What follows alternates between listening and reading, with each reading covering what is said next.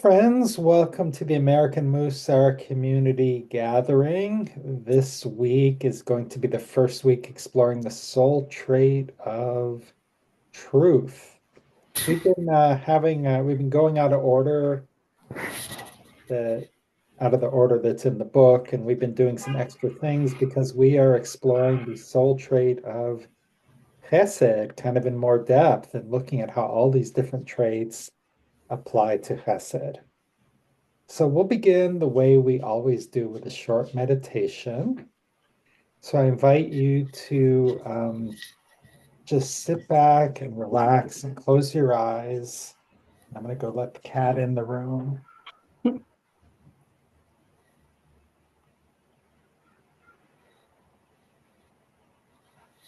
Taking a deep breath through the nose and hold, and exhale through the mouth and hold. And again, inhale through the nose and hold, and exhale through the mouth and hold. And as thoughts come into your head, just observe them and let them go, like watching a car pass by on the road.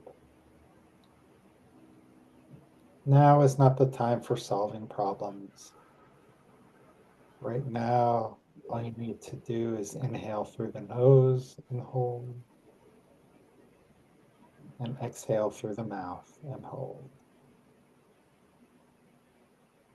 And on your next inhale, say to yourself, Shema. And on the exhale, listen. Shema, listen. In Shema, we're listening deeply, without judgment, without offering advice. In Shema, we are listening with an open heart. Shema, listen.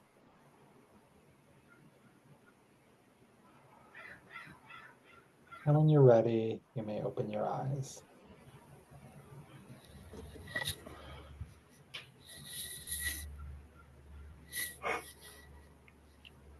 Okay. Well, to begin with, I just want to share a little bit about the schedule.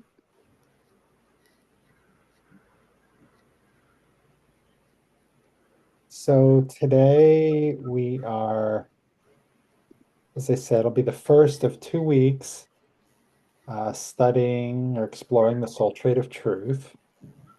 And then on April 4th, we're going to be talking about truth and chesed explicitly, which in Hebrew is chesed ve'emet. And that is it's kind of something a little bit distinct from chesed and a little bit distinct from truth. And so that's kind of what we're going to be building up to. It's like the two things come together and form something that's greater than the sum of the two. And then on April 11th, I'm having a minor procedure on the 8th, so we won't be meeting then. Yes, Beth. You have the date wrong again. It's April 3rd is the Thursday, unless we're Oh, changing the okay. day. No, it's April 3rd. Oh, I'm sorry, you're Okay. right. April 3rd.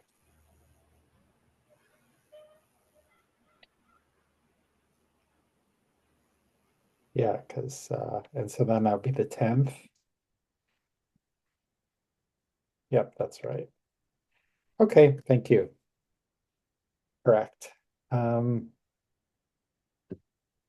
right, so for today, it's been a month since we've met. It's very nice to be together again. So the last time we were together, we were talking about order. And so I'd love to kind of hear a little bit of a check-in. How is this order or other Musar challenges sort of shown up for you in the last month or so? I shared with you, hey, Carrie, nice to see you. And looks like we have Linda and or Frank. Your camera is off, but nice to see you as well. So anyway, love to do a little bit of a check-in. How has your Mussar journey been? Yes, Beth. I have missed you all so much. Hmm. Um, and I've been working a little bit, not as consistently as when we meet, but I find that my mantra for the traits that I'm really working on. Okay, I have a guilty confession. I play solitaire and other online games. And so for my player name, I put the mantra that I'm working on. And so every time, I finish a game, it comes up in front of my face. And every so often I change it so that, Hmm. the different mantras, I get a whole array of them up there going, shut up, stupid. Let somebody else talk. And other things that I put a little bit more politely. Hmm. And I find that's really been helpful Hmm. because it's a way that, yes, I have it in front of my desk and I look at it, but this is like, boom, I can't avoid it. I love that. Thank you, Beth.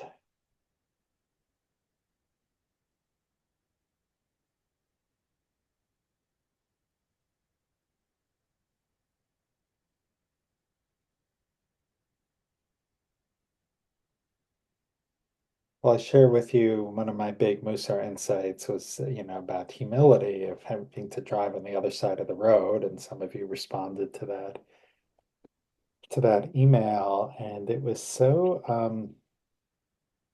such an interesting way to kind of come face to face with the beginner's mind, and to Mm. once again to realize that, all right, I need to focus and pay attention. And it's so obvious that when I would be driving and my mind would start to wander, the car would wander a little bit. Or the same thing would happen when my wife was driving and she would start to wander, the car would wander a little bit because those automatic cues, because the driver's side is on the other side of the car.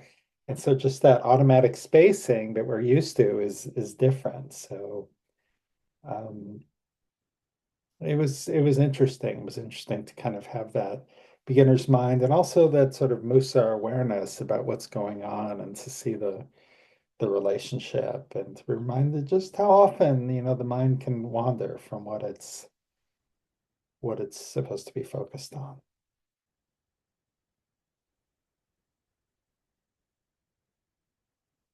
Anyone else care to share something before we move on? Hey Linda, nice to see you.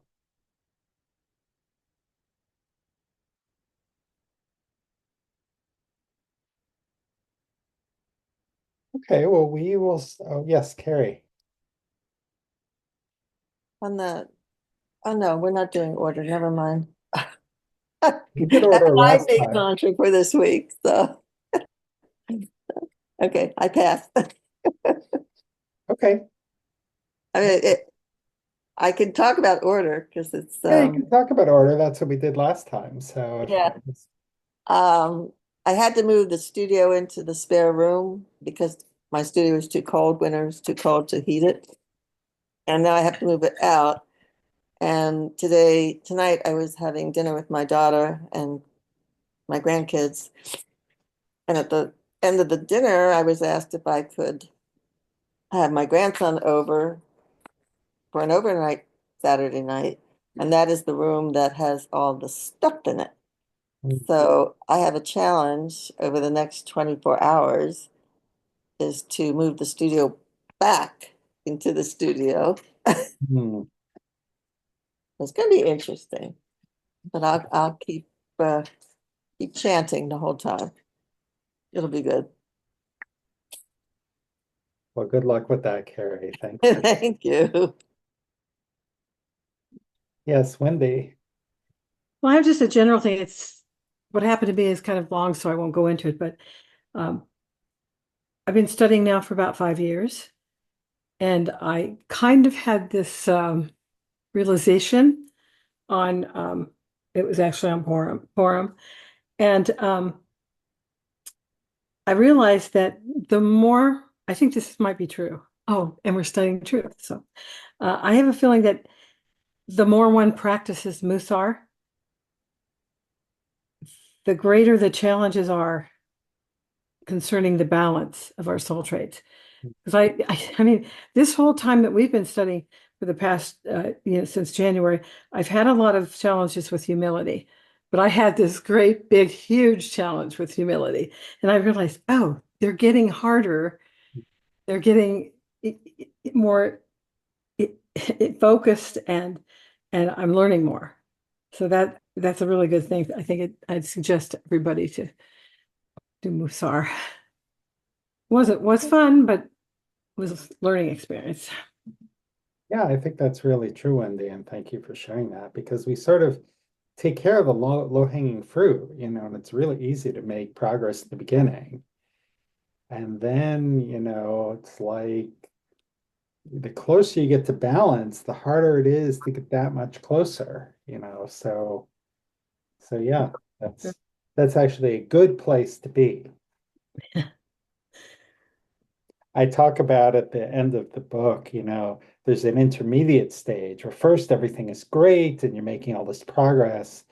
And then all of a sudden something happens and it's this big setback. And then I call it the Great Wall of Mussar. And it's like everything is hopeless and God, I'm still really broken.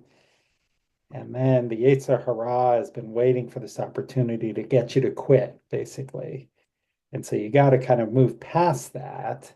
And then when you get past that, you're like, okay, there's still challenges, getting harder, but that's just part of the journey. We just keep on trucking. So it sounds like I don't know if you ever hit the Great Wall of Mussar or not, but you seem like you're on the other side of it, where it's like the Just for challenge. this one moment, yes. Yeah, One, challenges, they're not intimidating. They're just part of but the your book, life. I went straight to the book, and I actually thought we would be studying humility today. But it says, remember that sometimes the best way to balance one soul trait is by practicing another. And that's kind of what this experience I had was practicing another. Often a lack of essential order is a result of an underlying humility and balance. And I think I've been getting that every time, like, we're supposed to be applying Hesed, but for me, that wall, it's been humility every time. Okay. And I used to, sometimes I read your book, and I mean, I always read, but you'll say, I thought that I had this one, and then invariably it's not. And then you'll say, I was really afraid of this one, and then invariably it comes up to be not as bad as you thought. Well, so humility, I used to think, oh, I'm so humble. I have the lowest self-esteem of anybody I know, but that's not where it actually was 5 years ago. That's what I thought, but that's not what that is. So. Well, thank you, Wendy. Okay. Michael. Wendy's thoughts about going back to one sort of soul trait over and over again are reminding me that's, even though I'm at the very beginning of this process, I've probably only been at this for about 6 months or maybe a little longer than that now. But for me, it seems as if trust is the core imbalance, because every single soul trait I seem to hit or that we seem to talk about at the core, if I keep digging underneath it, it always seems to come back to trust every single time. So what I've started to do now is whatever soul trait I happen to be practicing that week, I'm always also practicing trust, because it seems to me that I already sort of know it's like it's going to be baked in there, and I better acknowledge it at the beginning, or else I'm going to be spinning my wheels a little bit. Great self-insight. And we all have our, as Alan Moranis would say, we all have our own unique spiritual curriculum. And humility is a big part of Wendy's journey, and trust is a big part of Michael's journey.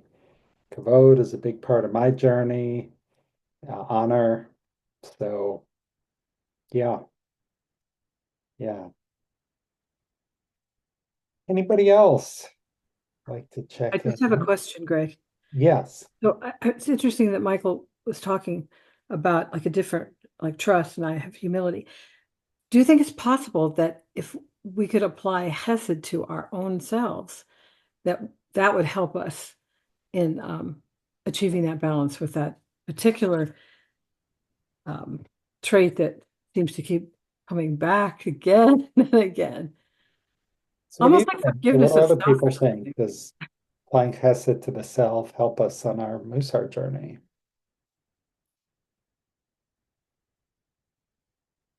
See some nodding heads. I mean, We talked about that, I think, and that yes, it was appropriate, uh, and sometimes we need to lighten up and not be so hard on ourselves, yeah, be more compassionate. thank you, Beth. Karen, hello.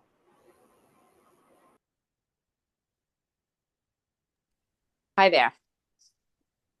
So I just wanted to throw this out there to the group. For those of us who have or develop a strong trust in a supernatural power, in the divine, does it make it any easier to trust in the ways of the world, to trust other people, to trust, if we're not sure, because we trust that the divine is somehow going to help us make reasonable decisions or keep us safe.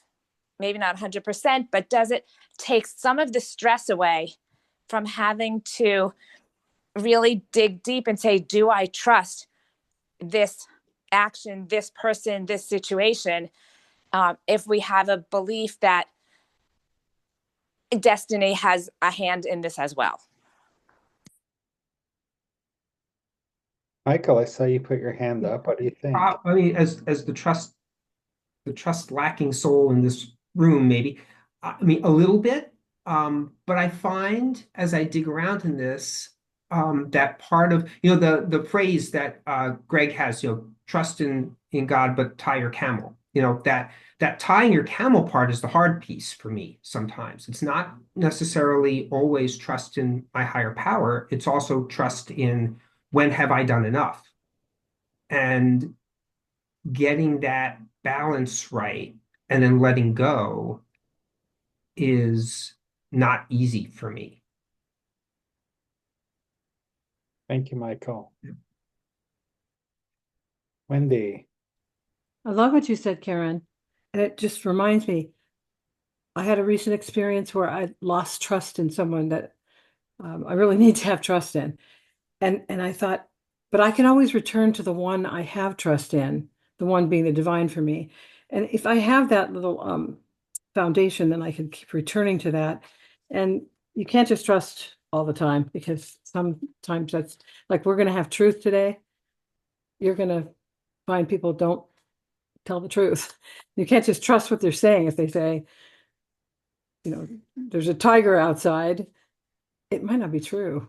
You can't just trust someone, but you can trust the one that you know that you can trust. That's the way I kind of saw that. I saw Nancy left a couple comments in the chat, which I would invite people to take a look at. Nancy, I don't know if you want to add anything to those.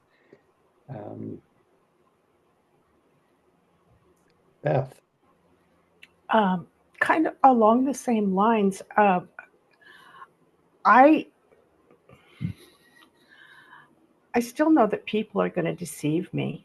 Some people I don't know well, strangers on the street. But I trust that Hashem will take care of me through it. Somebody might steal from me, but God will provide for me. So, and I will forgive the person. And it's not so much that I trust everybody, but I trust the one I can trust to take care of me. Does that make sense?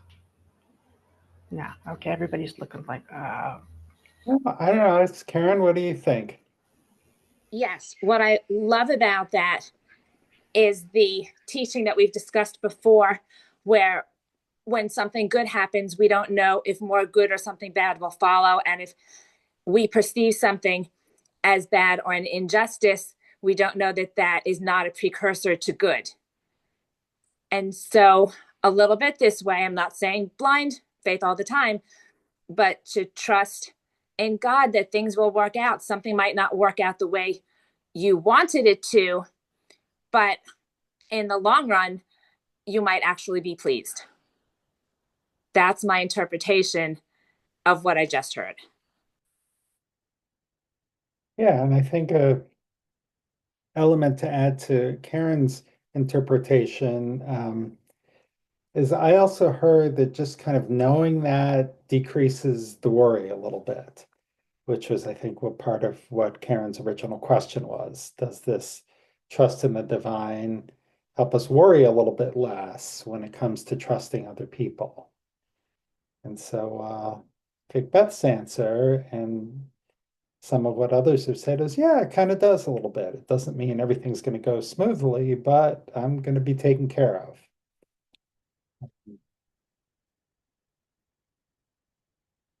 I had such a powerful experience of trust. I don't think I've told this story before, but my mother had some pretty significant mental health challenges, and sometimes she needed to be hospitalized. And she was not in one of the usual places, and it was a really awful place.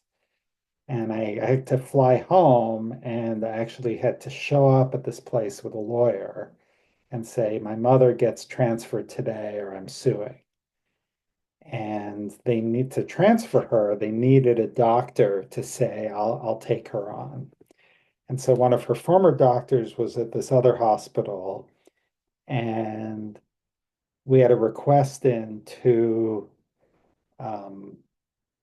her to take the transfer.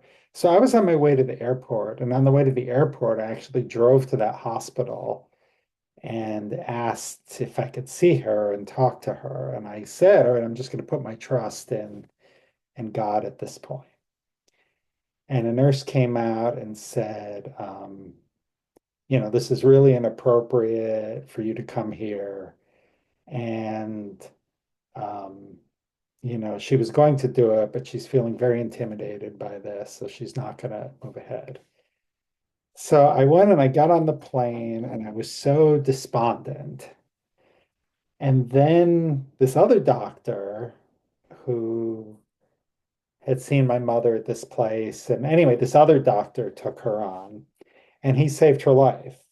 I mean, he was her doctor for the next 10 years. He did like this incredible job with her and really like turned things around.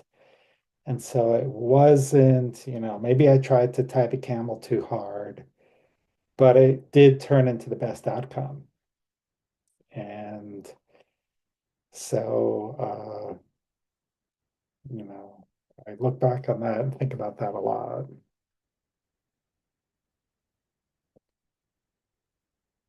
Okay. Wow. Well, this was not the conversation I was expecting, but it was a really, really powerful one. So let's start to explore truth a little bit. And I know Paul isn't here, which is too bad, because I know he sometimes likes to look things up in the dictionary. And so I started with just the Oxford Dictionary of Truth is something which is true or in accordance with fact. And I think that's a reasonable definition, and it's kind of for the secular world, makes a lot of sense.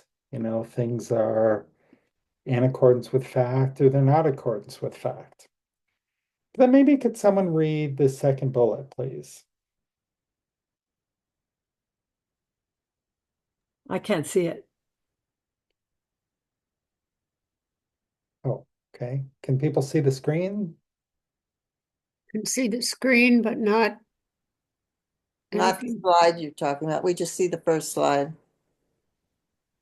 And it says American Mussar Community Gathering, order number 2. Oh, okay. Let's try sharing again. How about now? Yes. Okay. So first bullet, the Oxford Dictionary. Okay, second bullet. Yeah, Carrie. Judaism teaches that the truth is much more complicated because, as humans, we can only perceive a fraction of what is happening in the world. Our truth is shaped by our emotions, experience, perceptions, and imperfect memory. Okay, thank you, Carrie. So, what is the difference between this kind of Jewish teaching of truth and the Oxford Dictionary definition of truth?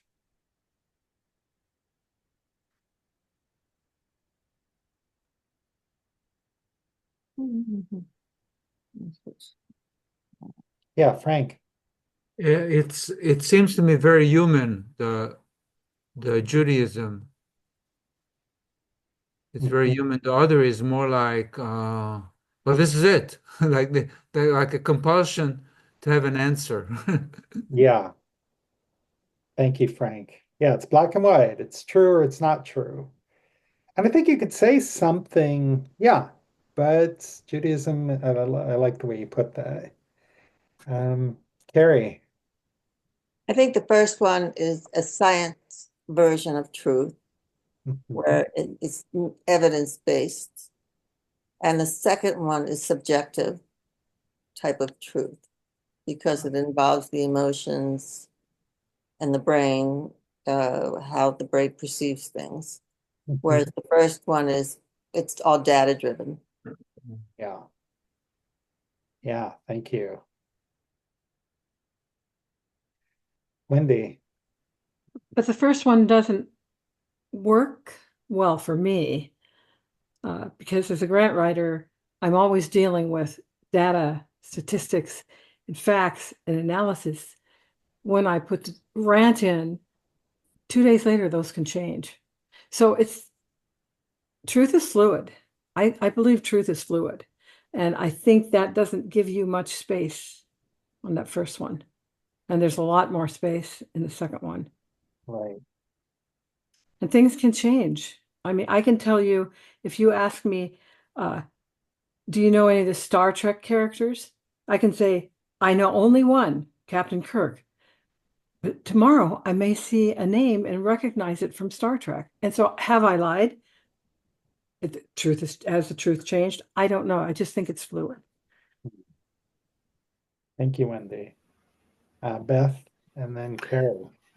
Um, I came across a quote from a popular psychologist, I think, who compared the quote from Judaism to like the virtual reality toys that people play with. And he says, if you believe what you see and feel and hear is all there is, then you will be confused. But if you recognize that we only perceive a small portion of what's actually happening in the world, including the spiritual world, then we have a better handle on things. That's a very that's not a quote. That's a rough paraphrase. Very rough. Yeah, but I really like that because I've been thinking about as I've been listening to you talk. Well, I'll hear from Carrie and then I'll comment on what you have to say. Oh, Carrie, you're out. Okay. So, talking about like we only rely on what we can see, like I was thinking about color, like, well, I say something, this is red. Well, a friend of mine's red, green colorblind. He doesn't see that. So what color is that? He's gonna, it's pink, it's orange, can't really tell. And then I remember from one of my biology classes, they talked about flowers and flowers that get pollinated, they often have like a one color on the outside and then a different color around like the stems or whatever where the pollination takes place, and it sort of forms a landing pad for bees. And so they showed this one flower, and it didn't have the landing pad area. It was just a single color. But bees see in the infrared. And if you go to the infrared spectrum, you could see that there's a color change that they can see that we can't see. So there is, in fact, a landing pad on those flowers. It's just we, in our human visual range, we can't perceive it. Um, so yeah. So I could say, no, there's no landing pad. Well, I don't see a landing pad, but that doesn't mean that it's not there. Okay, so then, emet is the Hebrew word for truth. So there's this idea that only the divine sits on the throne of truth. So what does that mean? How does that fit into this?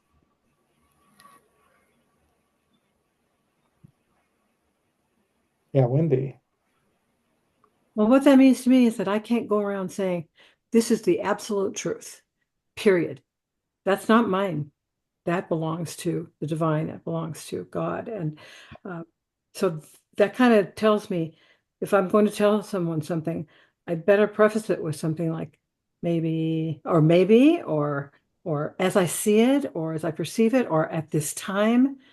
If you see what I mean, because when we're talking about it being different perspectives and things, it's just not, I mean, I don't think anybody's going to believe it if I say this is absolute truth. They're going to go and they're going to look it up and they're going to find out that, it isn't sometimes and it isn't sometimes, but you can only rely on the divine for if you're wanting absolute truth. I just think it's only in one place. Not that I don't believe everybody. I believe they believe it. And I might even act on it, but there's just so many things in life that aren't people get mistaken. Well, they'll say, "Oh, Star Trek's going to be on at 6 o'clock tonight," and I'll put the TV on and it's not on. Because they thought they knew. It's just we think we know, but only God really knows. Which kind of relieves our responsibility somewhat, I guess. Linda. Wasn't there something we learned in English, maybe in high school, that you can't def define a word by using the same word? So there was a lot of truth is true. Well, what's that mean? Yeah, I kind of noticed that in the Oxford Dictionary definition true. It's Oxford Dictionary. You guys should be able to come up with a different word in there. Yeah. Frank. One of the things I learned years ago, and I'm going to say not well, but it resonated with me, is that Homo sapiens, that us, that guile has been a very important feature of our evolution. Mm. So if that is true, then what is truth? Mm. So right there, and of course, as a nation, we're grappling with what is truth more than ever before. Whose truth is valid? Uh, and so it's yeah, it's very interesting.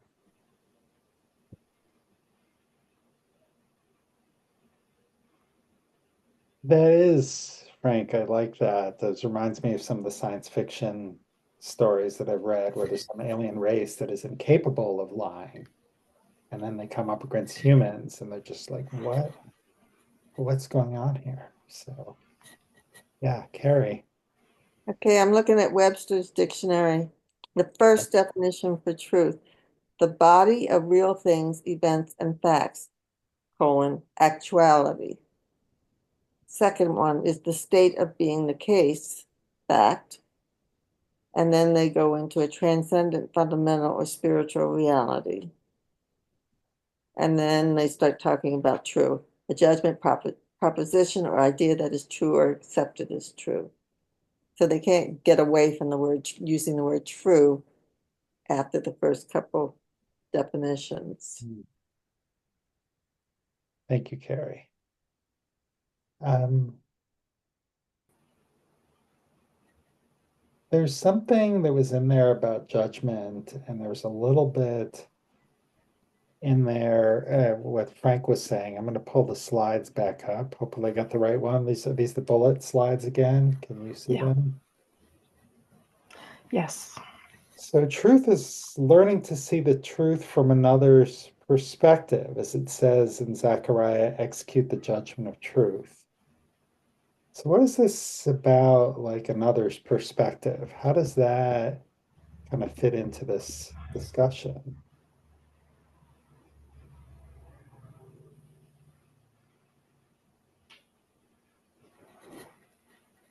Yeah, Wendy.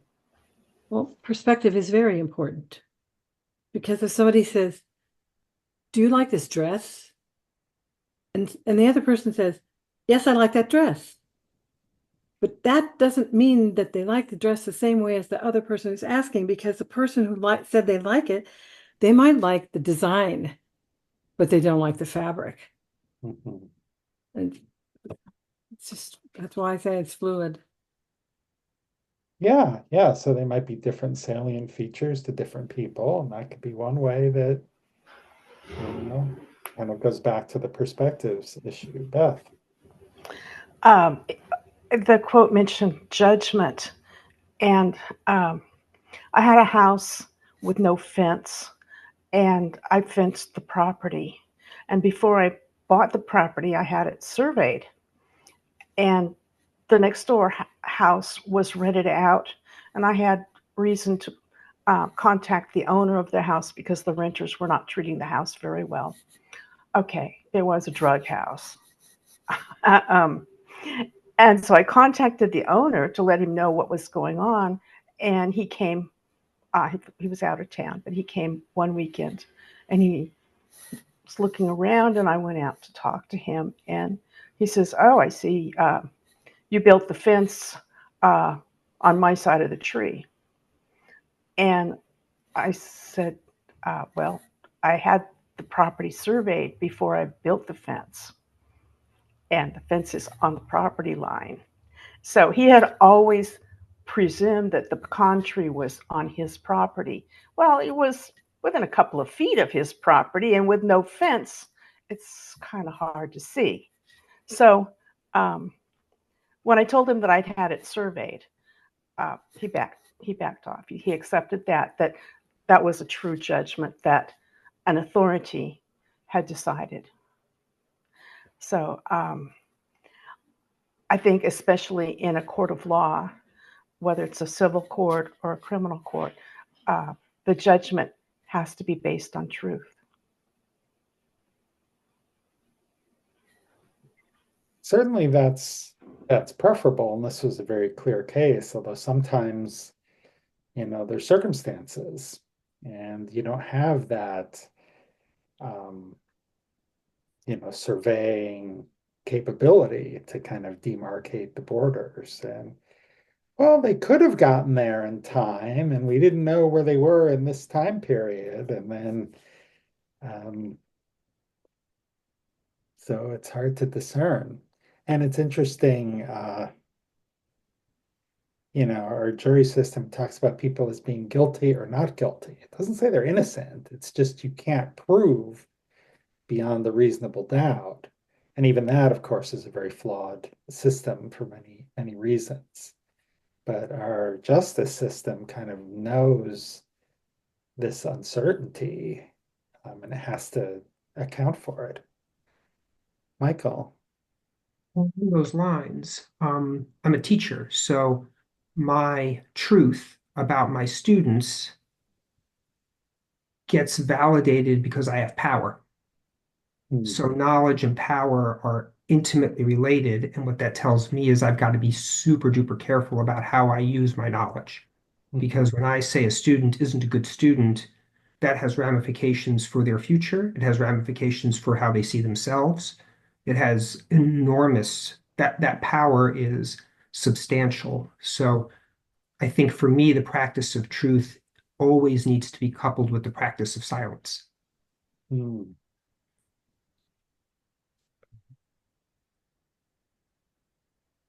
And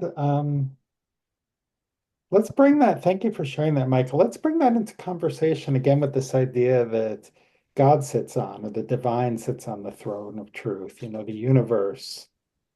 There's a body of knowledge that you don't know about this person, about this student. And, you could say that the divine or the universe knows all of that, but we are inherently limited in what we know. And sometimes we have to we have to make judgments and decisions. And I would imagine it also has ramifications if you let a student slide by and don't say that their scholarship is not up to snuff. Frank, did I see your hand? Yeah, it seems to me that that statement about God kind of leaves me that the way I interpret it is that it's basically we really don't know as humans what the truth is. Yeah. And to me that's a teaching in its own right, because that means that we should not presume that the other person doesn't know. We should not make that presumption. Yeah. It's not doesn't mean that we're wrong, but that we should not presume that the other person is. So we should be more inquisitive, more Mm. more uncertain, maybe. That reminds me, Frank, when I was on, was involved in synagogue life for a very long time before I became a rabbi, and I was various lay leadership positions and on the board. And there used to be this feeling like, oh, if only everybody knew more about the synagogue, they would join.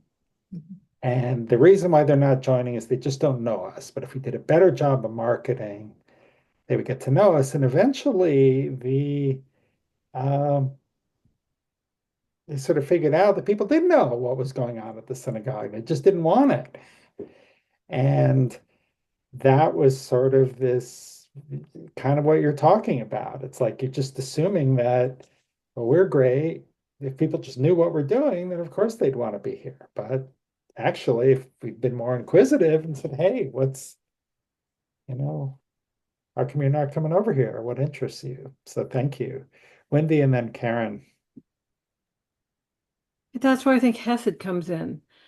I think that is we tap into the way that we see things through the divine, through our emotions, through our ability to weigh situations.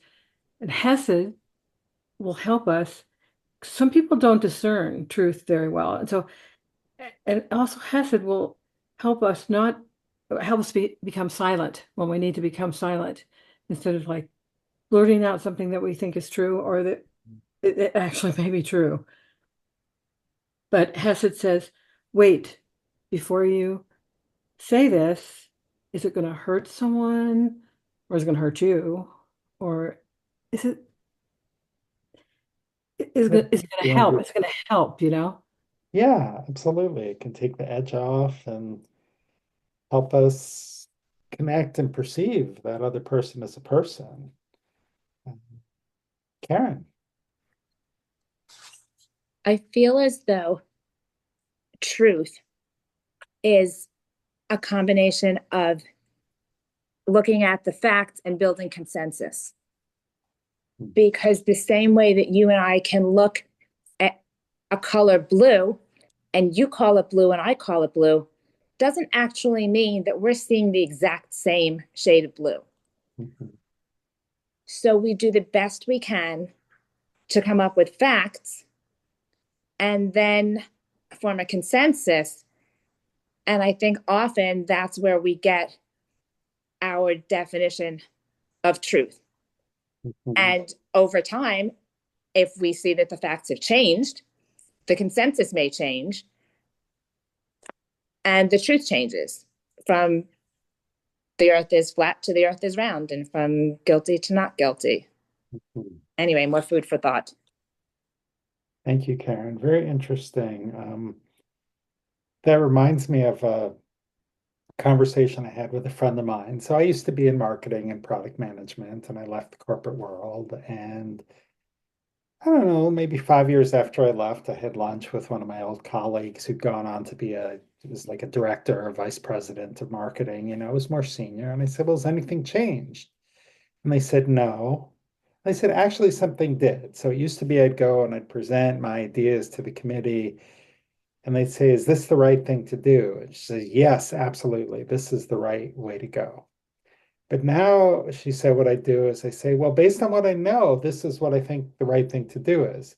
What do you think the right thing to do is? And it becomes, as Karen, exactly as Karen was implying, it becomes more of a collaborative exercise and a consensus building exercise. And boy, I never did that. I mean, when I was in the corporate world, I was bull in a china shop. It was like, this is it. I knew what was right, and I was going to drive it through. And that didn't work out for me in the end. Uh, yeah, Wendy.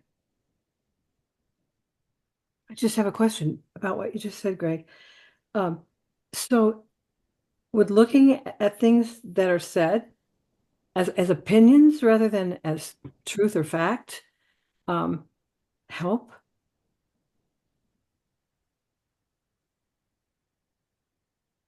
I think so. You're asking that as a question. Mm-hmm. Well, what do people think? Is that one approach? Try Can to the question clarify. be stated again? Well, would it help us, like what Karen was talking about, how looking at facts, compile them and form a consensus? Would it help us when we are looking at things people say, or even things that are written as opinions, rather than truth right off the bat, help us in actually compiling them to form a consensus? Okay. Yeah, Beth. I think that Karen had a good point that building consensus is important. And like you, I tend to presume I know what other people think, and I don't. And I need to learn that I don't. And that's a Mussar trait. I'm not sure where I would put it, but oops, sorry. I think that it's important to find out people's opinions or not presume that I know them, but to state what I do know and what I think rather than to say, well, so and so, these people. Uh, and building consensus is something that it's a skill I could learn. And I think it is a generational thing. Uh, don't blame yourself, Greg. I'm even older. Thank you, Beth. And I like what Nancy said in the chat here too about opinions being related to one's perspective. Yeah, absolutely. And I have a couple other thoughts, but I'm going to hear from Karen first. We'll hear from Karen and then Linda or Frank. My apologies. I just put my hand down. Oh, okay. Frank or Linda. Oh, it reminds me a little bit about rabbinic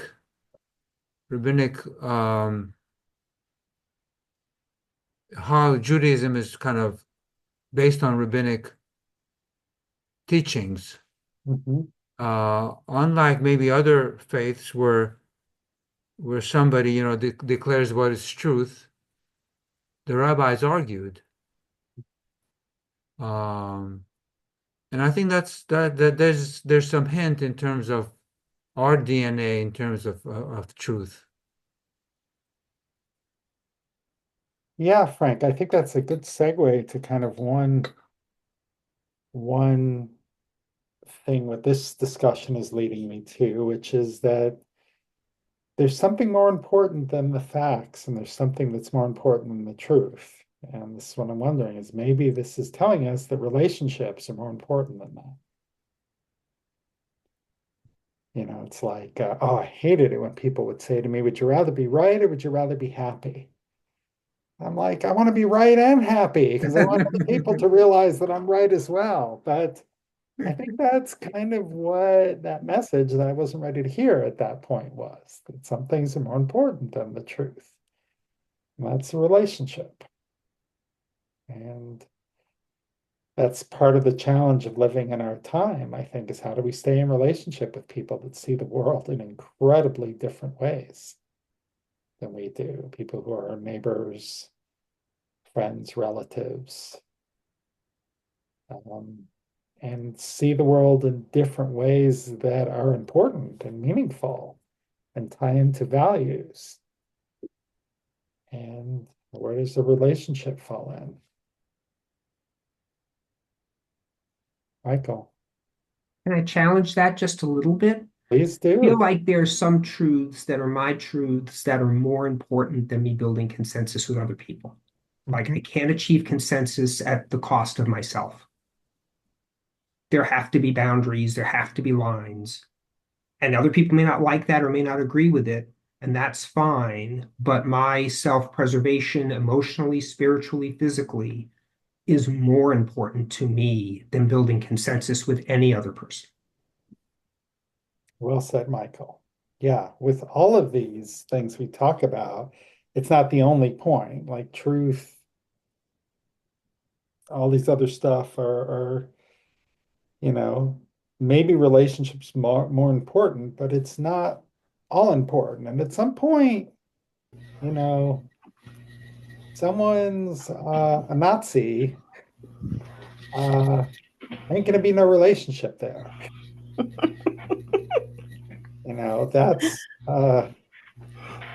That's just not gonna happen. So Beth, One of the things I'm working on learning is that it's more important to be kind than it is to be right.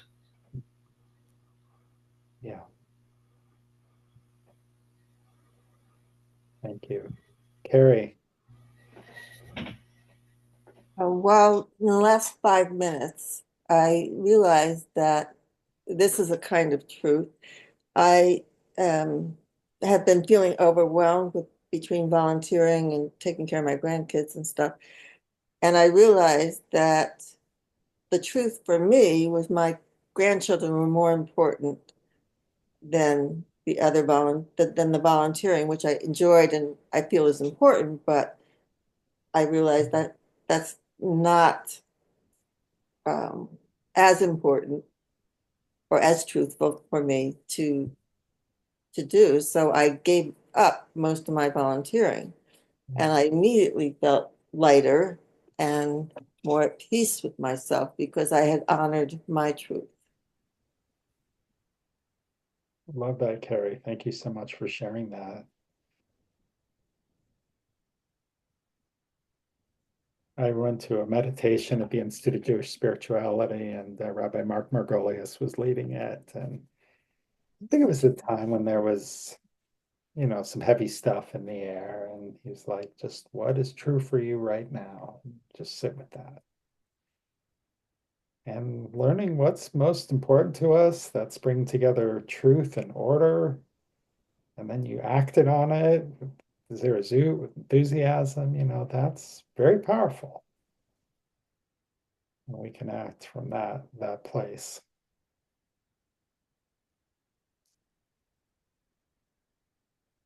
We've probably figured out by now that we won't be going into breakout groups today. It's a smaller group than usual, so it allowed us to have more intimate, participatory conversation. Beth, I want to say to Carrie that you are the only grandmother they have. No volunteer can take your place as a grandmother, and you will not be here forever. And they're going to treasure the time that they have with you. Maybe not so much now. I'm sure they treasure it now, but even later, when you're not here, they'll remember this time. We just lost one of the grandmothers to cancer. So my role has doubled, tripled, and the kids are very clingy and in a wonderful way. So yes, I Yeah. know This is much more important. Right thing. You did the right thing. Thank you. Not that my opinion counts, okay?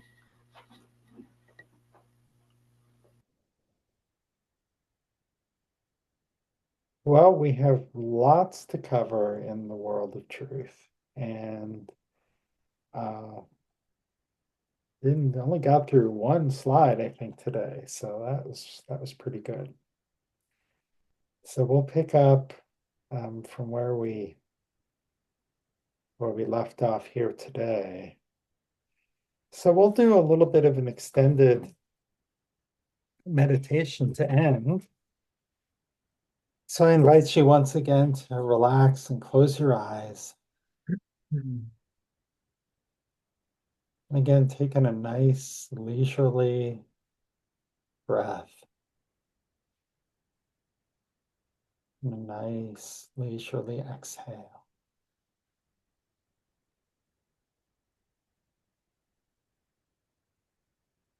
Just feel the air moving past your nose or moving past your lips.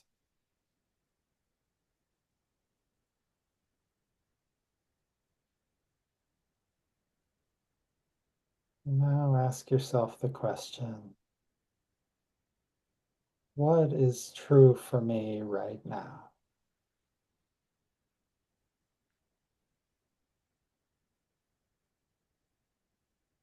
What is true in this moment?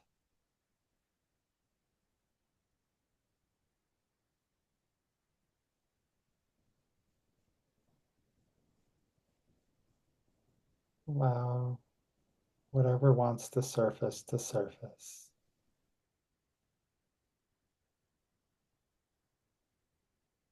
Observe it without judgment.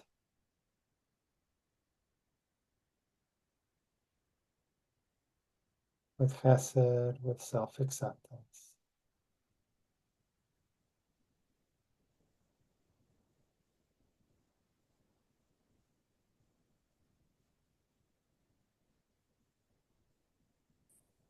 With some level of assurance that whatever it is, that you will be okay.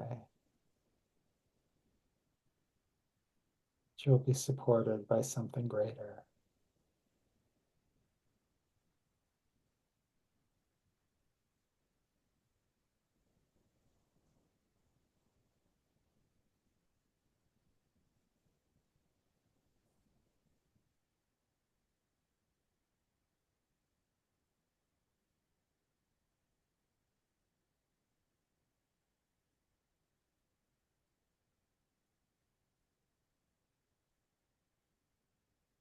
Now deepen your breath.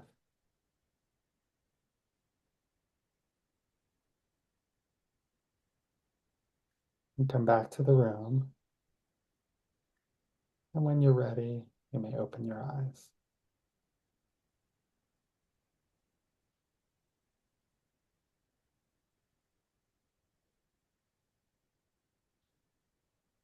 Well, friends, thank you so much for being here today. I look forward to seeing you next week as we have our second week of exploring truth. Thank you, Greg. This is really good. Thank you. Thank Thank you, everybody. I've learned a